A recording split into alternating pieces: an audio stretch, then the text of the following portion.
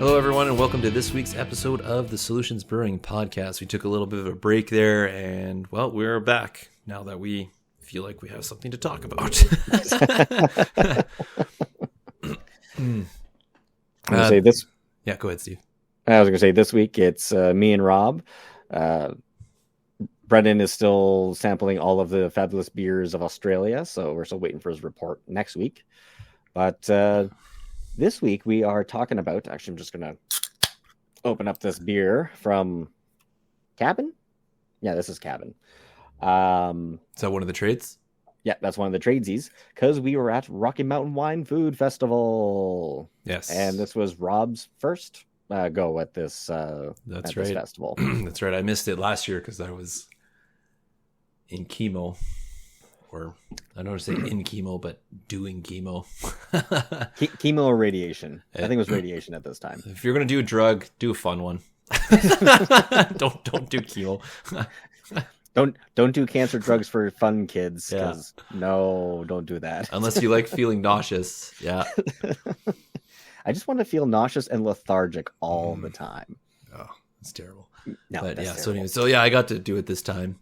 It was okay. It was definitely slower. Like we went through 2 flats. Maybe? Almost three three flats. Okay, like 2 and a bit, or whatever. Yeah. So whereas as you found. Yeah, sorry, I should have mentioned whereas if you want to put that into comparison, that's we'll do 3 or 4 cases in a session on one of the beer fests. Yeah. So the volume is a lot different for us, but. Mm-hmm. So yeah, the main difference is beer is not in the titles, so beer is not the focus. So there was a respectable showing. Exhale was there, 4 Dogs, Citizen, Grain Bin. The big surprise was Grain Bin. It was funny just talking with him after on the Friday night there, and he's like, "Yeah, I was canning the night before, and then I got up early, and he drove all the way from Grand Prairie down to Calgary, set up, and then did the session." So that man did a 24-hour day. I don't know how he was even up. That's ridiculous. Yeah, but yeah. So the main difference is it's a lot more. It's a lot smaller. It's a lot more relaxed, and it's for me. It's the aisles are wider. It's not as densely packed as the beer fests are. Yeah, not as many vendors. Yeah. Not as many vendors, and there's space to move around, and they've got that red carpet rolled out sort of thing. So it's got that air of classiness. The lighting is a little different too. Yeah, it's a little more dim. It's more moody, I would say. Yeah. When you're sipping your 1 ounce of wine and all the fun stuff. So yeah, it was pretty cool. It was neat meeting a couple vendors. Oh, I forgot to write that. I don't know why I forgot their name, but the flower wine beside us. Yes. What are they called? Spirit Leaf? Yeah, Spirit Leaf. I'm just going to look them up really good. Yeah, they were really cool. The 2 ladies there running that booth. And the wines are really good. I didn't like all of them. Spirit Hill. There we go. Yeah. Very good. Yeah, no. we made friends with them on the Friday night, and then they were just our buddy pals for the rest of the time. Yeah, they had their mulled wine, the Bonfire mulled wine, really good. Oh yeah, good, yeah. Because I was going to say you got a bottle of the mulled. Yeah, and the Wildflower, I want to say. Yeah, I think it was the Whitetail. Whitetail, that's it. Yeah. Yeah, because I got a bottle of the Sasquatch, not Sasquatch, but Sasquatch, and of the Yeehaw. Yeah, okay. There's sangria one. Yeah, those are good too. I like them. And then on the other side, there was that. What were they were called? Founder's Choice. Yeah, Founder's Choice.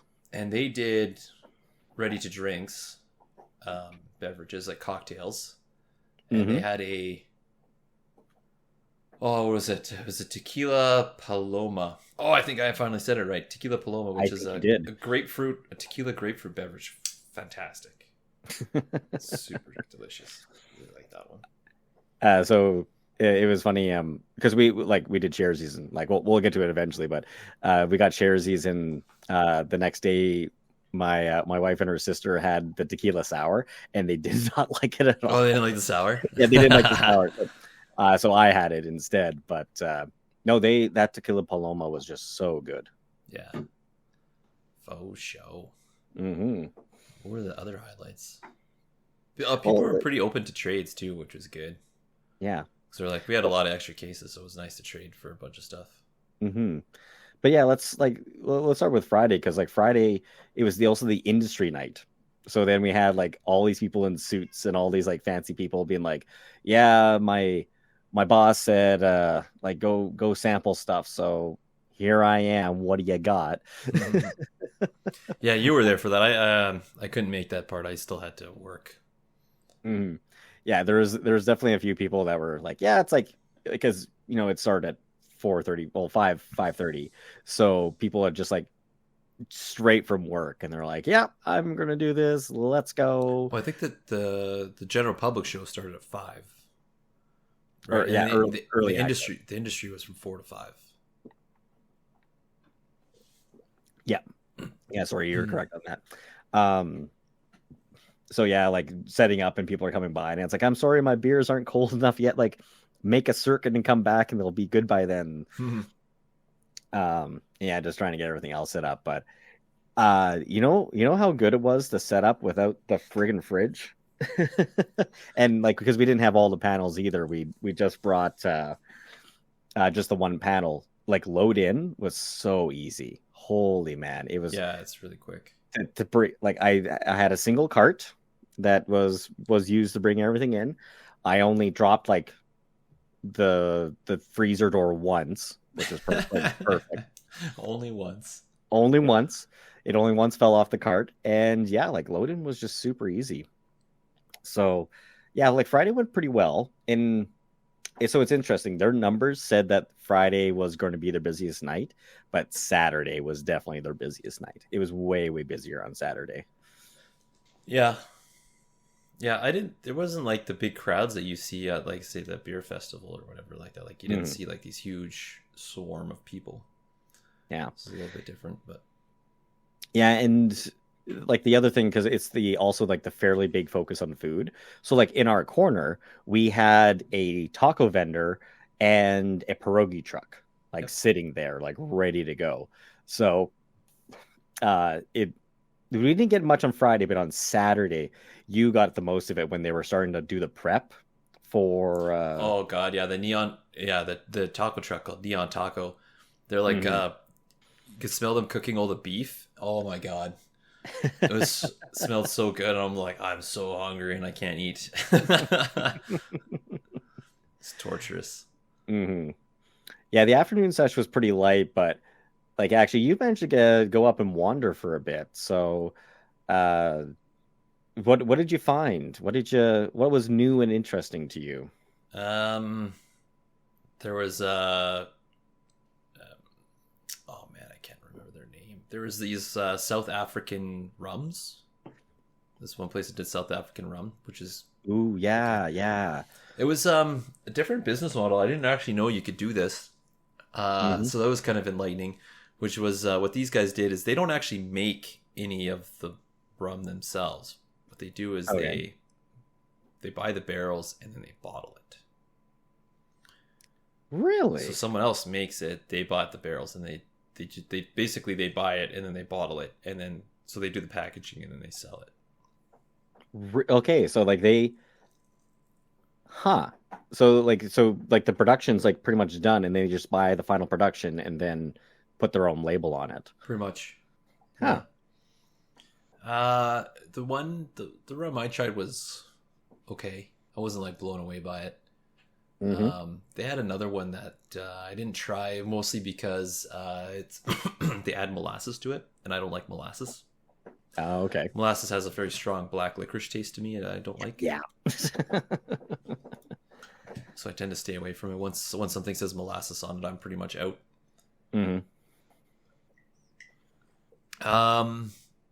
Two Rivers Distillery had a jalapeno vodka.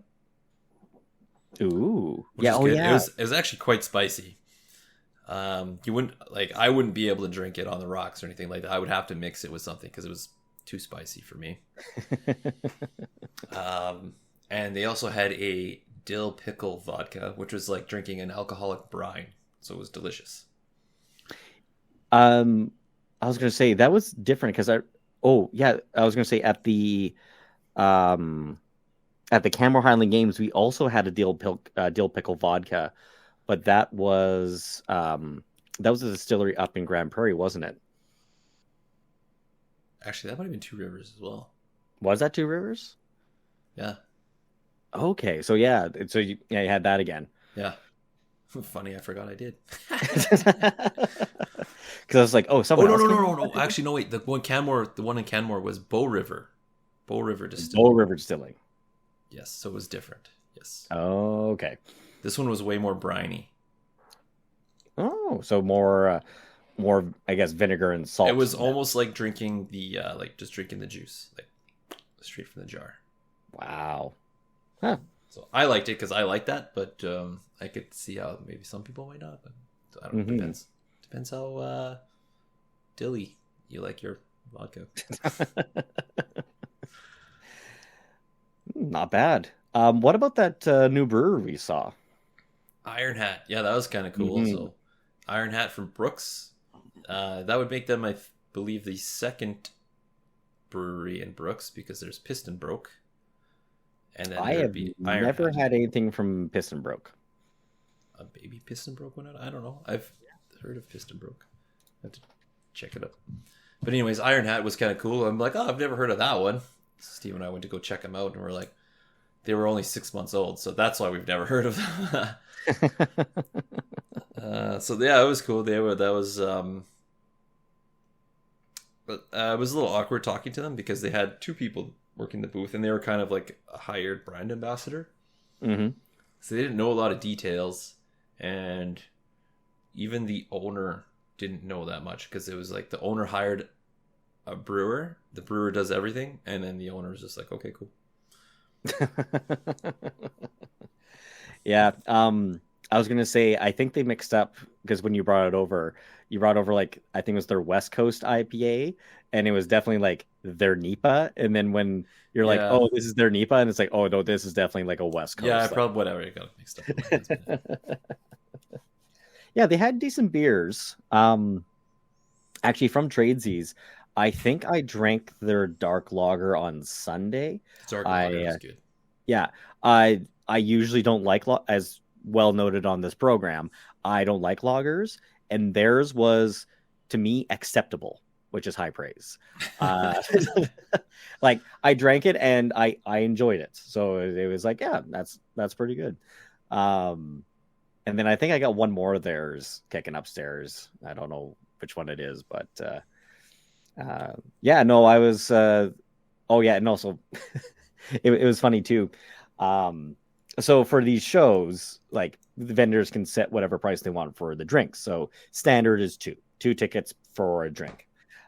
Iron Hat was being generous, quite generous, with a single ticket for a drink for a 4 ounce pour. So they had decent traffic in front of their booth because people are having a few there, getting your money's worth. That's all right. I mean, they're new. They're trying to get themselves out there. I mean, that's one way to do it, right? So Yeah, because I'm trying to think back. I don't. There's no restrictions on the Rocky Mountain stuff, but I think for Beer Fest they mandate that the there's a minimum price. minimum of two. Yeah. Yeah. So yeah, because like everyone else around us was like two or like three for wine or anything else, and like Some of six those for spirits top. were like 5 or 6. Which Yeah, is insane. Which is I like think. you're only getting an ounce sample, Hmm. so you start paying $5 for an ounce. Yeah, Then you think there's 26 ounces in a bottle. actually, it was less. The spirits were 1/2 ounce pours. Were they half-ounce pours? So that's Yeah, even worse. Well, yeah, whatever. yeah, because it was 4 ounces of beer or ready to drink or whatever it was. 1 ounce for wines, 1/2 ounce for spirits. Oh my gosh. So some of Yeah. those were five tickets. So it's $1 a ticket. $5 for half an ounce. Yep. Yeah. Yeah, so it better be like the best, aged, like, because you like there's that one booth you like the tequila they had. Yes. Hmm. Shit. No, I can't Now, remember do the name. you remember who they were? I remember their booth said High Rye on it. It's like Reefel, Riefel. That was the name of their whiskey. Hmm. What the heck was there? Yeah, because they had like half their booth was whiskey, half their booth was tequila. Damn it. I'm so sorry, Rob. I didn't mean to cause you such remembrance stress here. Well, you know what? We still have the email that has the booth layout, the floor Yeah, plan. we still So do. that'll be there somewhere.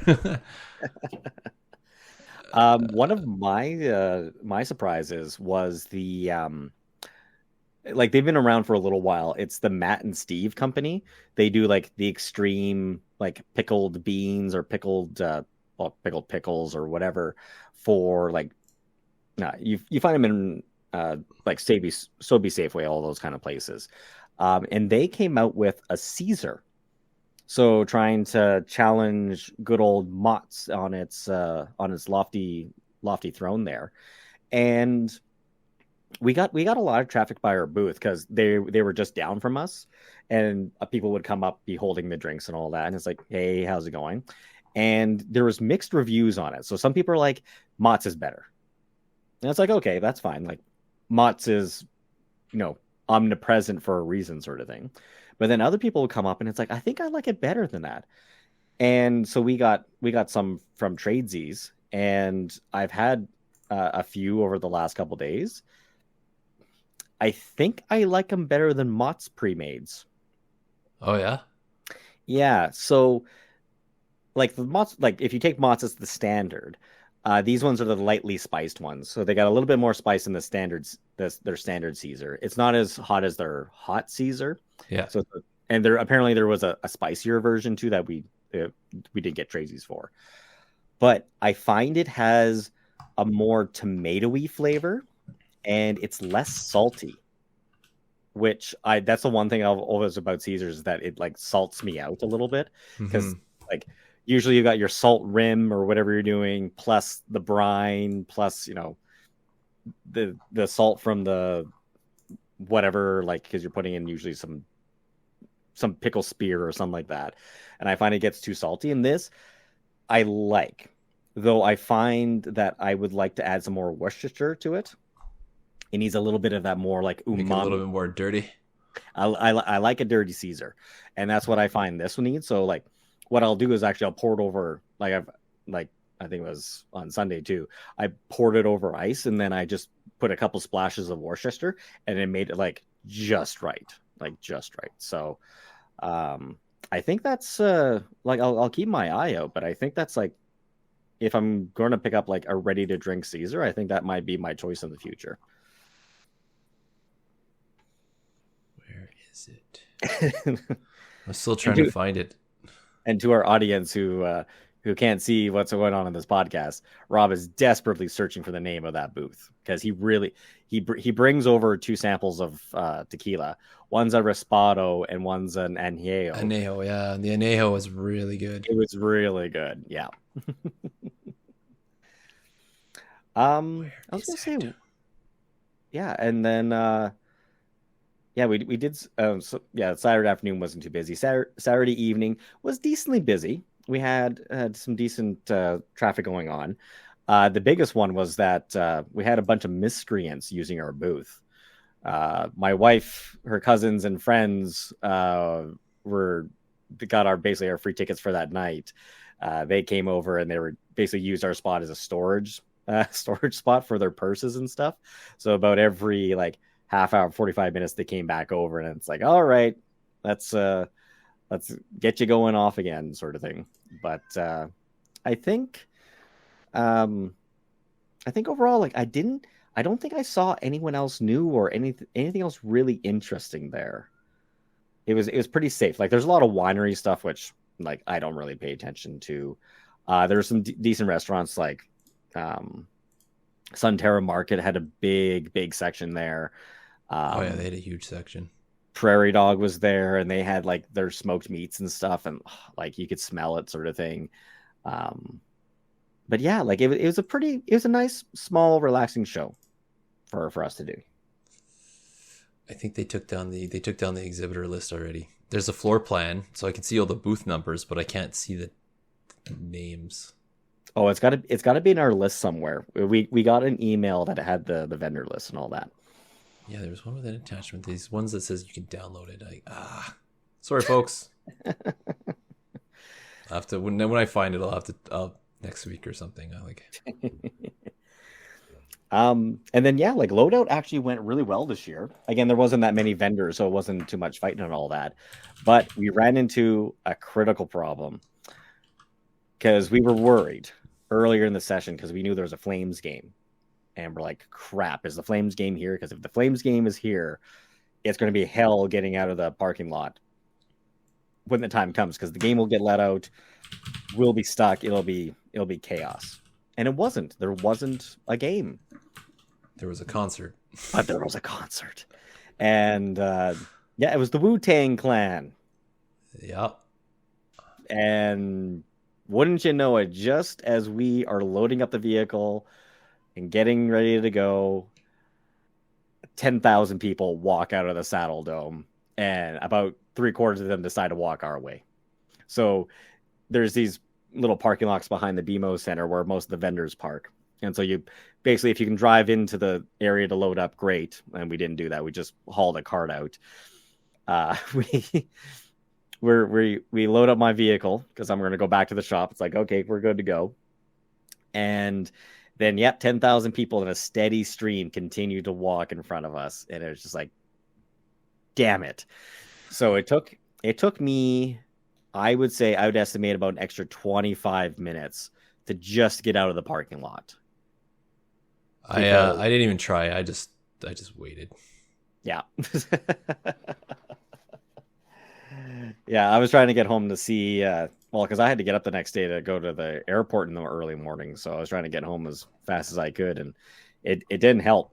It didn't help. I got in like a 12:15 by the time everything was said and done. And I just come in, I just move a few things into my garage so it's not in my vehicle, and I'm like, I'm toast. I don't have anything left. Yeah. So yeah, it was a good show. I was going to say it was about the same as last year. Maybe a little bit more busy on the second day, but like not by much. But yeah, so Rob, what was your overall thoughts? The whole event, I thought it was good. It was good. I mean, it wasn't like, for us, it wasn't greatest in terms of getting as many samples out as possible, which is fine. But I still thought it was a good experience. We got to see some new vendors, try some new stuff. People were pretty happy. There wasn't any like weird people or anything like that. So yeah, I really enjoyed it. Yeah, we got a couple leads that who knows if they'll actually turn into anything, but it's always good to talk to some people of the industry and be like, hey, are you looking for your next beer? Because we could be that beer. Just give us a chance, sort of thing. So we'll see how a couple of those pan out over the next couple of weeks. But yeah, overall, pretty good. And then I was going to say we're festival lists until next year at this point. Yes. Mm-hmm. It's true. Man, though we were advised by a couple people to do the Banff show. Yeah, it's too late for us to do that now, but we'll get it for next time. Yeah, like we've looked at that one before, and we've said, no, it's really expensive for what it is, but apparently it's worth it. So who knows? Next year we might go make a grand old time of it. Why can I not find? You can't find the vendor list? I cannot find it, man. Well, how about you tell us if people wanted to contact us and actually know the tequila you're thinking of, how would they tell us, Rob? Please send me an email at noproblems@solutionsbrewing.com. You can also do that on our contact us page on our website at solutionsbrewing.com or on Facebook and Instagram at Solutions Brewing Co. Please tell me, because you know what? I feel really bad that I forgot the name, and I want to buy a bottle. So Yeah, you were gonna go buy a bottle from the store, but it didn't happen. So yeah, we should look that up. oh my god, where is that? Well, Rob, while Rob descends into madness here, thank you everyone for joining us today, and we will talk to you next time. Take care, everyone.